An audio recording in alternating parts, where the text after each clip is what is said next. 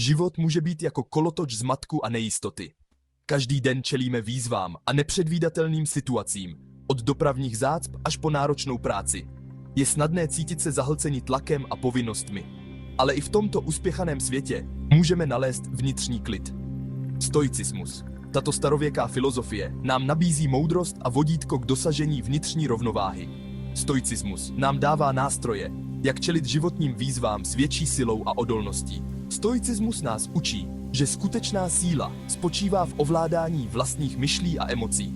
Když pochopíme a budeme se řídit principy stoicismu, můžeme nalézt klid i uprostřed životních bouří. Stoici věřili, že máme větší kontrolu nad svými myšlenkami a reakcemi, než si myslíme, a že v tom tkví klíč ke štěstí.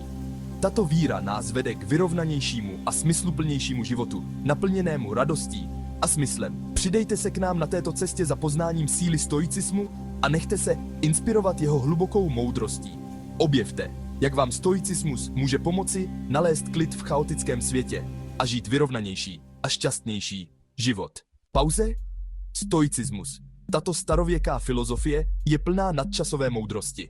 Stoicismus zdůrazňuje důležitost sebekontroly, racionálního myšlení a života v souladu s přírodou. Podle stoiků nemáme kontrolu nad vnějšími událostmi. Jediné, co můžeme ovlivnit, je naše vlastní reakce na ně. Představte si velký kámen uprostřed rozbouřené řeky. Kámen nemůže zastavit proud vody. Přesto tam kámen zůstává, pevný uprostřed neustálého proudu. Stoicismus nás vybízí, abychom byli jako ten kámen. Bez ohledu na to, jak těžký se život stane, můžeme si udržet vnitřní klid a rovnováhu. Tato kontrola začíná u pochopení vlastních myšlenek a emocí. Když se naučíme vnímat své reakce bez soudu, získáme svobodu volby. To je podstata stoicismu. Soustředit se na to, co můžeme ovlivnit, a to jsme my sami. Síla, kterou stoicismus nabízí, není lhostejnost. Neznamená to, že bychom měli ignorovat své problémy. Jde o kultivaci vnitřní síly. Síly, která nám umožňuje čelit těžkostem s odvahou a vytrvalostí. Tato vnitřní síla se rozvíjí pravidelným cvičením a reflexí. Stejně jako cvičíme svá těla, musíme trénovat i svou mysl a emoce. Když se pak objeví životní výzvy, nezlomí nás. Stoici měli propracované metody, jak si tuto vnitřní ochranu budovat. Tyto praktiky nám pomáhají sklidnit mysl a udržet si vnitřní klid. Také nám pomáhají dělat lepší rozhodnutí. Začleněním těchto praktik do každého života budujeme vnitřní sílu. Meditace je jedním z pilířů stoicismu. To mocný nástroj nám pomáhá sklidnit a rozvíjet vědomí sebe. Životě zahlceném informacemi a rozptýleními. Se nám dává příležitost k tomuto chaosu a nalézt klid. Najděte si klidné místo, zavřete oči a soustřeďte se na svůj dech. Vnímejte, jak vám s nádechem proudí do plic svěží vzduch. S výdechem nechte odejít veškeré napětí a starosti. Je přirozené, že se objeví myšlenky. Vnímejte je bez hodnocení a jemně vraťte pozornost k dechu.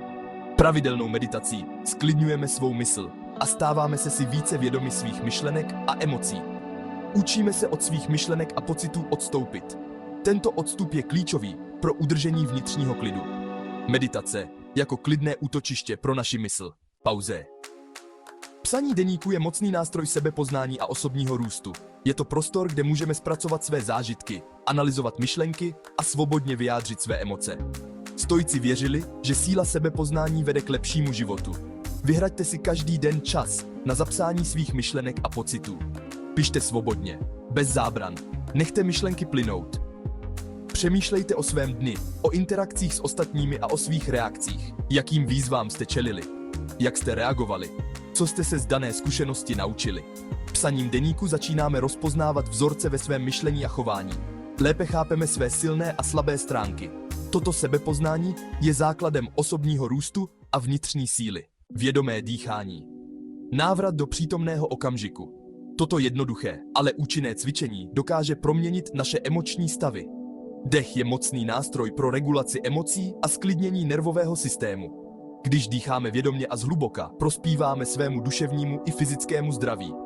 Když jsme ve stresu nebo pod tlakem, náš dech se stává povrchním a rychlejším. To může stres prohloubit a zvýšit úzkost. Naopak, když zpomalíme dech a dýcháme zhluboka a vědomě, vysíláme tělu signál, že jsme v bezpečí. Tím aktivujeme parasympatický nervový systém, který navozuje pocit klidu. Dopřejte si každý den pár minut a soustřeďte se na svůj dech. I pár minut může přinést změnu. Zhluboka se nadechněte nosem a nechte vzduch proudit do plic. Vnímejte, jak se vám kyslík rozlévá do celého těla a hrudník se rozpíná. Na chvíli zadržte dech a poté pomalu vydechujte ústy. Nechte vzduch volně proudit ven a s ním uvolněte i napětí. Vnímejte, jak se vám s nádechem a výdechem zvedá a klesá břicho. Tento fyzický věm prohlubuje uklidňující účinek dechu. Toto jednoduché cvičení můžete provádět kdekoliv a kdykoliv. Ať už jste v práci, doma nebo venku na procházce, vždy si najděte chvilku na hluboký dech. Hluboké dýchání nám pomáhá být v přítomném okamžiku. Když se soustředíme na svůj dech, odpoutáváme se od minulých starostí a budoucích obav. Hluboké dýchání nám pomáhá nalézt vnitřní klid. Pravidelným cvičením rozvíjíme klidnou a jasnou mysl. Vědomým a pravidelným dýcháním posilujeme svou emoční odolnost. Umožňuje nám čelit každodenním výzvám s klidem a jasnou myslí. Pauze. Síla vnitřního klidu. Oprostit se od toho, co nemůžeme ovlivnit. Jedním z klíčových pojmů ve stoicismu je apateia. Neznamená to, že bychom měli být chladní nebo lhostejní. Znamená to rozpoznat naši omezenou kontrolu nad vnějšími událostmi. Je na nás, zda dovolíme, aby nás tyto věci ovlivňovaly. Slavný stoický filozof Seneca napsal: měli bychom toužit po tom, co nám bylo dáno, ale spokojit se s tím, co máme. Skutečná síla spočívá ve schopnosti přijmout to, co nemůžeme změnit. Svou energii bychom měli směřovat tam, kde můžeme něco ovlivnit. Když se oprostíme od věcí, které nemůžeme kontrolovat, zbavíme se zbytečného utrpení. To nám umožňuje žít v souladu s našimi hodnotami. Stoická cesta. Cesta za vnitřním klidem. Stoicismus není o vyhýbání se bolesti nebo hledání potěšení. Jde o přijetí reality takové, jaká je, bez hodnocení a odmítání. Jde o život se sebekontrolou, racionálním myšlením a vytrvalostí. Rozvíjením těchto vlastností posilujeme svou mysl a dokážeme čelit výzvám s neochvějnou silou. Jde o nalezení klidu uprostřed chaosu. I v těch nejtěžších chvílích můžeme nalézt klid, pokud víme, kde ho hledat. Prostřednictvím praktik, jako je meditace, psaní deníku a vědomé dýchání, rozvíjíme vnitřní sílu a posilujeme svou mysl i ducha. Budujeme odolnost potřebnou k tomu, abychom čelili životním zkouškám s klidem a soucitem. Každá překážka se stává příležitostí k růstu a zlepšení. Vzpomeňme si na slova římského císaře a stoika Marca Aurelia. Máš moc nad svými myšlenkami, ne nad vnějšími událostmi. Pochop to a nalezneš sílu. Tato slova nám připomínají, že naše skutečná síla spočívá ve schopnosti ovládat své myšlenky a reakce. Přijměte moudrost stoiků, čtěte jejich díla a nechte se inspirovat jejich nadčasovým učením. Vydejte se na cestu za klidnějším a smysluplnějším životem. Každý krok na této cestě nás přibližuje k hlubšímu pochopení sebe sama a světa kolem nás. Stoická cesta je cestou sebepoznání a osobního růstu. Vybízí nás k prozkoumávání a překonávání vlastních limitů. Je to cesta, která vyžaduje odhodlání, praxi a ochotu zpochybňovat vlastní přesvědčení. Ale každé úsilí nás přibližuje k vnitřnímu klidu. A odměna je nesmírná.